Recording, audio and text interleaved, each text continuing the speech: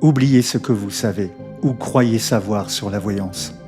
Ici, il n'est pas question de magie, mais de lucidité.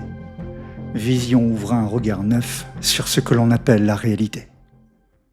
Avez-vous déjà entendu un témoignage remarquable sur la voyance?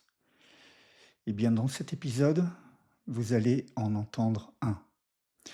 Dans un épisode précédent, intitulé Le meilleur de la voyance, j'ai diffusé 40 minutes de témoignages, 40 minutes de clients m'ayant consulté. Dans cet épisode, vous entendrez un témoignage, un seul, qui fait suite aux 12 autres témoignages de l'épisode précédent, donc qui était intitulé Le meilleur de la voyance, que vous pouvez tout à fait écouter.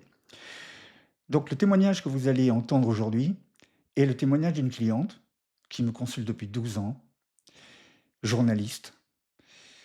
Donc elle a l'habitude d'analyser des faits, elle a l'habitude de décortiquer des situations, d'analyser des situations.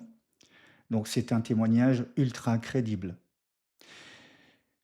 Vous n'entendrez pas ce type de témoignage ailleurs, tout comme les 40 minutes de témoignage dans l'épisode précédent.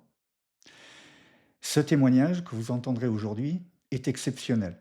Exceptionnel de par sa clarté, de par la crédibilité de ce témoignage. Donc, suis-je le meilleur voyant de France? Ou, comme le dit cette cliente journaliste, parmi les meilleurs voyants au monde?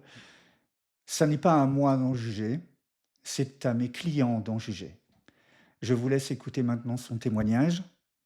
Faites-vous-en une idée, la plus claire possible, mais sachez que c'est un témoignage que vous n'entendrez nulle part ailleurs. Je voulais témoigner de l'excellence du travail de David Mock, parce que j'en suis bénéficiaire directe. J'ai rencontré David il y a 12 ans, et j'étais dans une phase un petit peu d'incertitude concernant mon travail. Je suis journaliste, j'ai travaillé sur beaucoup de supports médias, et c'était un moment où je n'avais plus de mission à effectuer. Et j'ai cherché sur Internet et j'ai véritablement tapé cela, le meilleur voyant de France. Donc c'est pour ça que cette question me parle. Et je vois les coordonnées de David Mock. Et à l'époque, je vais le voir dans son bureau dans le 13e arrondissement. Et voilà, très dépouillé, on sentait une sobriété complètement porteuse en fait d'authenticité. Et je lui pose cette question sur mon avenir professionnel. Il me dit, toujours pareil, sans connotation temporelle, parce que ça n'existe pas en voyance, comme David nous le dit souvent, il me dit, vous allez prendre un poste à responsabilité sur un média digital dédié à la santé. Et à l'époque, j'étais dans l'économique et social, j'étais beaucoup à la télévision, j'étais dans de la presse institutionnelle, enfin je ne faisais absolument pas de santé. Je me suis dit tout de suite, bon, comme dans mon passé, j'ai commencé des études de chirurgie dentaire que je n'ai jamais menées à terme parce que finalement ça ne me plaisait pas.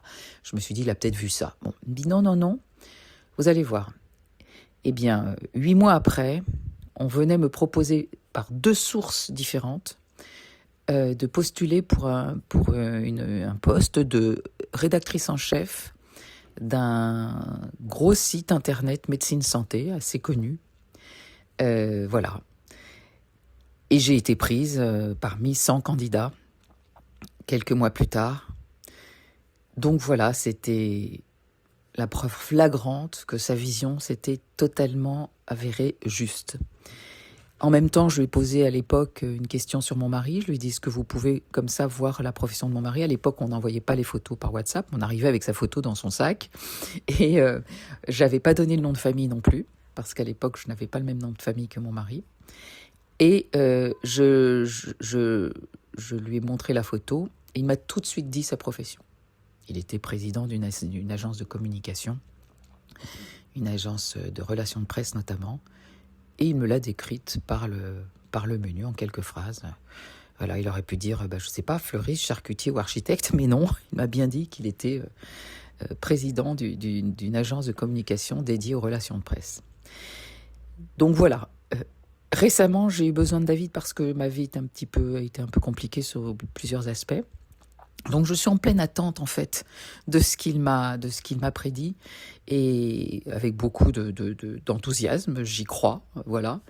Mais il m'a dit une chose il y a quelques jours qui m'a profondément marquée, c'est que je parlais de ma prochaine vie professionnelle.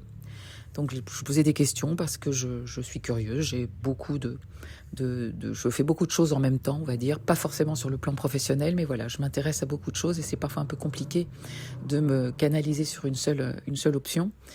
Et David m'a dit à un moment, il m'a dit, écoutez, je vois quelque chose un peu particulier, je vais vous en parler, mais ça m'étonne parce que ça n'a pas grand-chose à voir avec tout ce que vous me dites de vous depuis toutes ces années.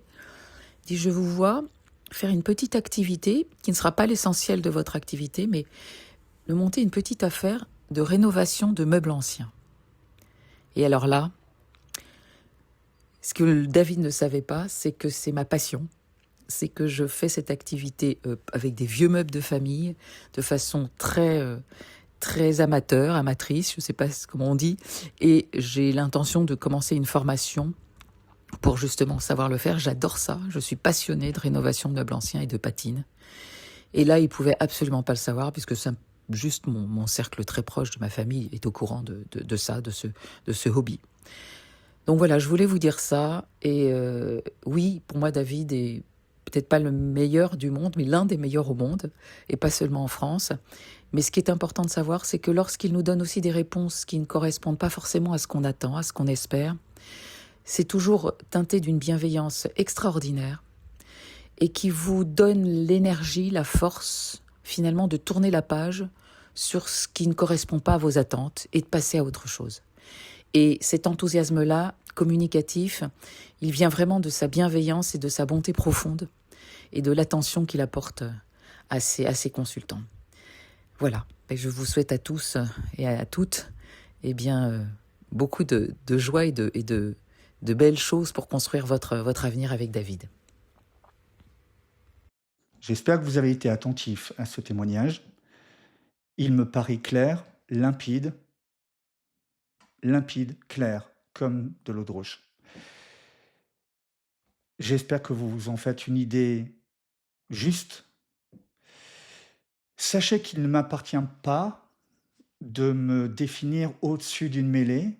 Je n'ai pas la prétention d'être le meilleur de France, le meilleur du monde, le meilleur de l'univers, le meilleur du multivers. Je n'ai pas ce genre de prétention. Mais disons que le témoignage que vous avez entendu dans cet épisode, tous les témoignages que vous avez entendus ou que vous entendrez dans l'épisode précédent, Le meilleur de la voyance, valent tous les guides de la voyance du monde. Une seule chose compte, le témoignage de mes clients. C'est la seule chose qui compte, la satisfaction de mes clients. Mon but est d'effectuer les meilleures consultations, le plus souvent possible, pour le plus de monde possible. Tel est mon but. Rester droit, entier, faire du bon travail.